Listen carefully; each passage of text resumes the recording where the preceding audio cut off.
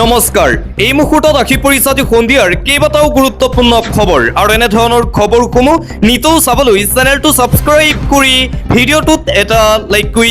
দিবলৈ সন্ধিয়াৰ প্ৰথমটো ব্ৰেকিং নিউজ মুখ্যমন্ত্ৰীৰ ঘৰ ঘেৰাও কৰি আজি উত্তাল প্ৰতিবাদী কাৰ্যসূচী ৰূপায়ণ কৰা হৈছে বিজেপিৰ হাজাৰ হাজাৰ কাৰ্যকৰ্তাই কৰিছে এই উত্তাল প্ৰতিবাদ মুখ্যমন্ত্ৰীৰ পদত্যাগৰ দাবীৰে ঝাৰখণ্ডত দেখিবলৈ পোৱা গৈছে ছাত্ৰ বিদ্ৰোহ ভয়ংকৰ পৰিস্থিতিৰ সৃষ্টি হৈছে ঝাৰখণ্ডত মুখ্যমন্ত্ৰীৰ পদত্যাগৰ দাবীৰে মুখ্যমন্ত্ৰীৰ ঘৰ ঘেৰাও কৰিলে প্ৰতিবাদকাৰী ছাত্ৰ-ছাত্ৰীয়ে বিজেপিৰ হাজাৰ হাজাৰ কাৰ্যকৰ্তাৰ প্ৰতিবাদ দেখিবলৈ পোৱা গৈছে আৰক্ষীয়ে আটক কৰিলে ৰাজ্যিক বিজেপিৰ সভাপতিসহ বিজেপি কাৰ্যকৰ্তাসকলক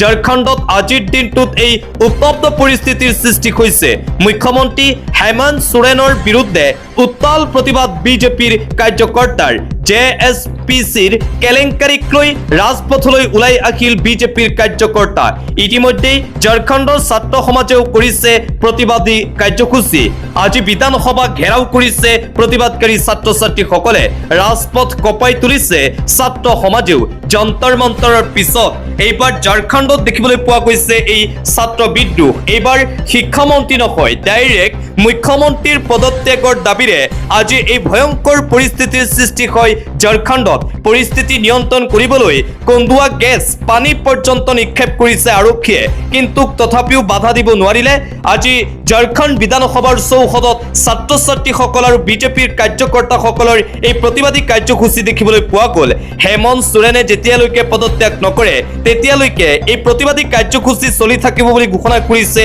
বিজেপিয়ে মুঠতে দিল্লীৰ যন্তৰ মন্তৰৰ পিছত দ্বিতীয়টো সৰ্ববৃহৎ ছাত্ৰ আন্দোলন দেখিবলৈ পোৱা গ'ল আজিৰ দিনটোত ঝাৰখণ্ডৰ পৰা এই দৃশ্য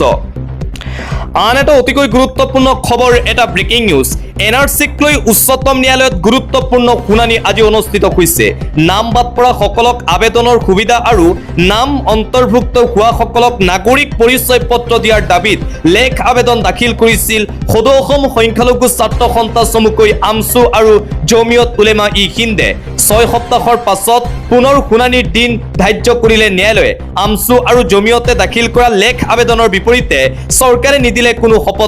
শপতনামা দাখিলৰ বাবে চৰকাৰক 6 সপ্তাহ সময় দিলে ন্যায়ালয়ে ভাৰত চৰকাৰৰ মহাপঞ্জীয়কে দাখিল কৰা শপতনামা আৰু একাউণ্টৰ শপতনামা দাখিল কৰাৰ নিৰ্দেশ আমছু জমিয়তক আৰু এনআৰচিক লৈ এই গুৰুত্বপূৰ্ণ খবৰ আজিৰ দিনটোত আহিছে অন্য এটা খবৰ পেলেট গান লাঠি চালনা কন্দুৱা গেছৰ ভাষাৰে উত্তৰ দিছিল ছাত্ৰ সমাজক পুনৰবাৰ ছাত্ৰ সমাজক আক্ৰমণ কৰা ঘটনা সন্দৰ্ভত সৰব হৈ পৰিছে কংগ্ৰেছ যুৱৰাজ ৰাহুল গান্ধী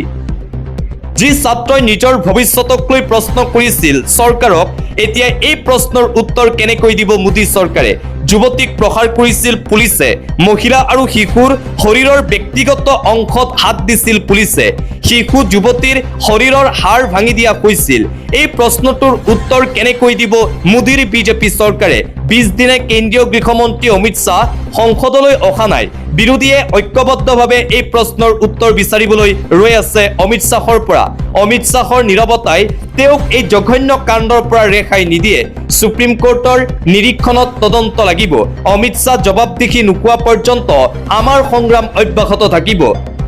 দ্য হিন্দুত ৰাহুল গান্ধীৰ এই খবৰ প্ৰকাশ পাইছে পুনৰবাৰ বিজেপি চৰকাৰৰ বিৰুদ্ধে গৃহমন্ত্ৰী আৰু মোদীৰ বিৰুদ্ধে এইদৰে সৰব হৈ পৰিছে কংগ্ৰেছ যুৱৰাজ ৰাহুল গান্ধী আন এটা গুৰুত্বপূৰ্ণ খবৰ অমিত শাহ সংসদলৈ আহক অমিত শাহ সংসদলৈ নহাক লৈ বিৰোধীৰ ফালৰ পৰা আজিৰ দিনটোতো প্ৰতিবাদ দেখিবলৈ পোৱা গৈছে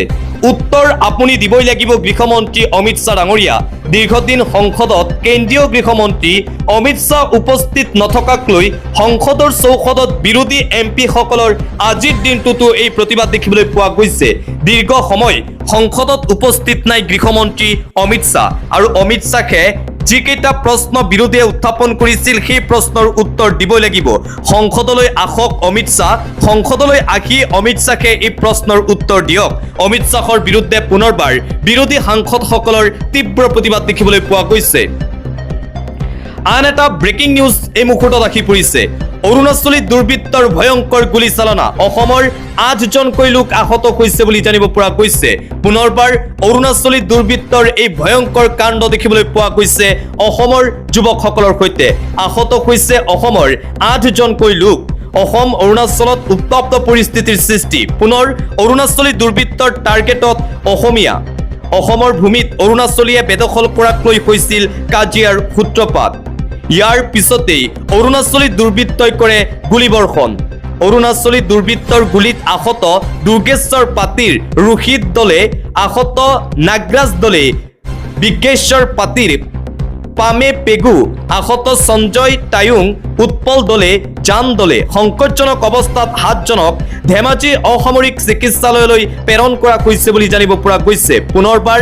অসমীয়া লোকৰ ওপৰত অৰুণাচলী দুৰ্বৃত্তৰ এই গুলীচালনাৰ ঘটনাই কঁপাই গৈছে সমগ্ৰ ৰাজ্য পৰৱৰ্তী খবৰ তিনিবাৰৰ মুখ্যমন্ত্ৰী তৃণমূল কংগ্ৰেছৰ অধ্যক্ষ জননেত্ৰী মমতা বেনাৰ্জীক আক্ৰমণ কৰিছে ভাৰতীয় জনতা পাৰ্টিয়ে ছাত্ৰ সমাজ নাগৰিক সমাজ বিৰোধী দলৰ বিশিষ্ট নেতাসকলৰ ওপৰত ধাৰাবাহিকভাৱে আক্ৰমণ চলাই থকা হৈছে কেন্দ্ৰীয় গৃহমন্ত্ৰী অমিত শ্বাহে পদত্যাগ কৰক দেশত এক ভয়ংকৰ অৱস্থা বিৰাজ কৰিছে বিজেপিৰ শাসনকালত তৃণমূল কংগ্ৰেছৰ সাংসদ সাগৰিকা ঘোষ এইদৰে বিজেপিৰ বিৰুদ্ধে সৰব হৈ পৰিছে যোৱাকালি তৃণমূল কংগ্ৰেছৰ নেত্ৰী মমতা বেনাৰ্জীক বিজেপিৰ ফালৰ পৰা আক্ৰমণ কৰা হৈছিল বুলি অভিযোগ উত্থাপন কৰিছে তৃণমূল কংগ্ৰেছে তাৰ পিছতে গৃহমন্ত্ৰী অমিত শ্বাহৰো পদত্যাগৰ দাবী উত্থাপন কৰিছে তৃণমূল কংগ্ৰেছৰ সাংসদ সাগৰিকা ঘোষে পৰৱৰ্তী খবৰ পুনৰবাৰ বান সাহায্যক লৈ খেলিমেলি বন্যাৰ্তই পোৱাই নাই 15,000 টকাৰ সাহায্য ৰাজপথ আবদ্ধ কৰি বৃহৎ প্ৰতিবাদত সাব্যস্ত কৰিছে ৰাইজে উত্তপ্ত পৰিস্থিতিৰ সৃষ্টি হৈছে উজনি অসমত 15,000ৰ সাহায্য নোপোৱা বন্যাৰ্ত ওলাই আহিল এইবাৰ ৰাজপথলৈ ৰাজপথ আবদ্ধ কৰি তীব্ৰ প্ৰতিবাদ শ বন্যাৰ্তৰ নাজিৰাত 170 ঘৰ বন্যাৰ্তই পোৱা নাই চৰকাৰৰ 1 টকাও ধন গাঁও প্ৰধান হেমাখীৰ বিৰুদ্ধে ৰাইজৰ তীব্ৰ ক্ষোভ ৰাইজৰ ৰোকৰ পৰা কদম্পি ৰক্ষা পৰে গাঁও প্ৰধান বানাক্ৰান্ত ৰাইজৰ পৰা আৰক্ষীয়ে ৰক্ষা কৰিলে গাঁও প্ৰধান আজিজুৰ ৰহমানক উৰেনিকা ৰাজপথ ঘেৰাও কৰি বানাক্ৰান্ত ৰাইজৰ প্ৰতিবাদ নাজিৰাৰ মেজেংগাৰ কেতিকিবাৰী অঞ্চলত উত্তপ্ত পৰিস্থিতিয়ে বিৰাজ কৰিছে বান শুকাবৰ হ'ল কিন্তু বন্যাৰ্তই পোৱা নাই চৰকাৰৰ 15,000 টকাৰ সাহায্য 15,000 টকাৰ সাহায্য নোপোৱা বন্যাৰ্তসকল এইবাৰ ৰাজপথত ওলাই আহি কৰিছে তীব্ৰ প্ৰতিবাদ আন এটা ব্ৰেকিং নিউজ এটা জৰুৰী খবৰ ধনশিৰিৰ সংসাৰী ৰূপ দেখিবলৈ পোৱা গৈছে নিপকোৱে গেট খুলি দিয়াৰ পিছতেই অপৰিৱৰ্তিত বান পৰিস্থিতি এটা গুৰুত্বপূৰ্ণ খবৰ এটা জৰুৰী খবৰ নিপকোৱে গেট খোলাৰ পিছতেই ভয়াবহ বান পৰিস্থিতি অপৰিৱৰ্তিত ধনশিৰি নৈৰ বান পৰিস্থিতি নুমলীগড়ৰ বিভিন্ন অঞ্চল ধনশিৰি নৈৰ বানত প্লাবিত পানীত বুৰ গ'ল কেইবা হেক্টৰ কৃষিভূমি খুমঠাই ৰাজচক্ৰৰ অধীনৰ 1 নং বুটলিখোৱা বৰবালিটোপ অঞ্চল পানীৰ তলত বাঢ়নি পানীত জলমগ্ন হৈ পৰিছে বৰবালিটোপ গাঁও বাটপথ জলমগ্ন হোৱাৰ বাবে যোগাযোগ প্ৰায় বিচ্ছিন্ন হৈ পৰিছে কেৱল নাৱে সম্বল হৈ পৰিছে অঞ্চলবাসীৰ নিপকোৰ গেট খোলাৰ পিছতেই ভয়ংকৰ বান পৰিস্থিতি সকলোকে সতৰ্ক আৰু সাৱধান হৈ থাকিবলৈ আহ্বান প্ৰশাসনৰ ফালৰ পৰা অন্য এটা খবৰ দেশত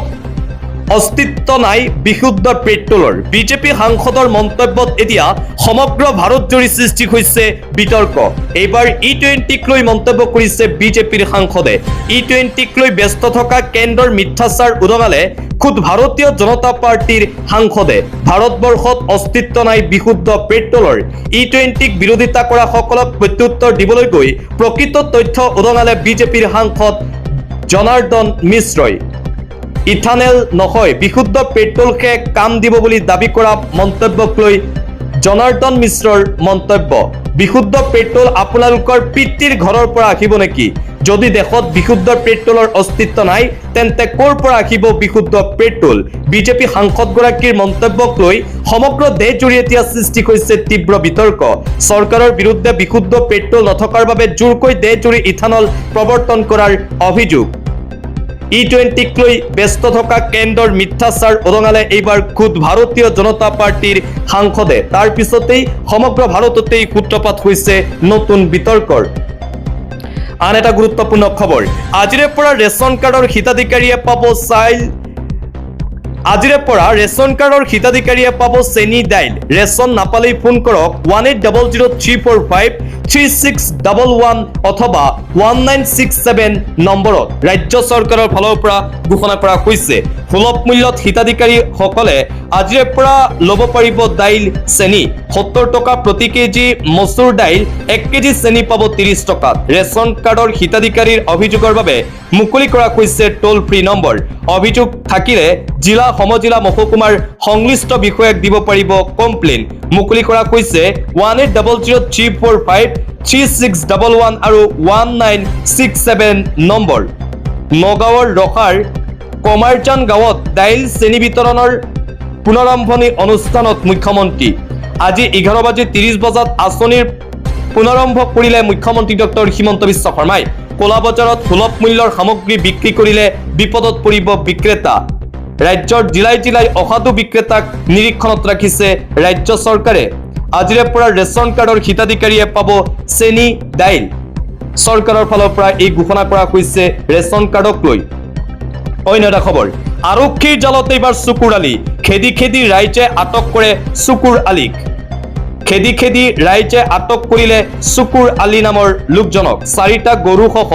আৰক্ষীৰ জালত এইবাৰ চকুৰ আলি গৰু চুৰি কৰিবলৈ গৈ আটক চকুৰ আলিসহ 5জনীয়া এটা চোৰৰ দলে চলাই আছিল সন্ত্ৰাস দীৰ্ঘদিন ধৰি বন্দীখানাৰ জৰ্নাৰ চৰৰ জাহান আলিৰ গোহালিৰ গৰু চুৰি কৰিবলৈ গৈছিল চকুৰ আলি পূৰ্বেও বহুদিনৰ পৰাই চৰ চাপৰিৰ বিভিন্ন প্ৰান্তত গৰু চুৰি কৰি আহিছিল চকুৰ আলি বাছেৰ আলি চিৰাজুল হক আব্দুল বাতেন আছিল চোৰৰ দলটোত 4টাকৈ গোধন সহ ভেলেংগামাৰীৰ ৰাইজে আটক কৰে চকুৰ আলিক ততাততীয়াকৈ আৰক্ষীৰ দল উপস্থিত হৈ গৰুসহ চকুৰ আলিক গ্ৰেপ্তাৰ কৰে বুলি জানিব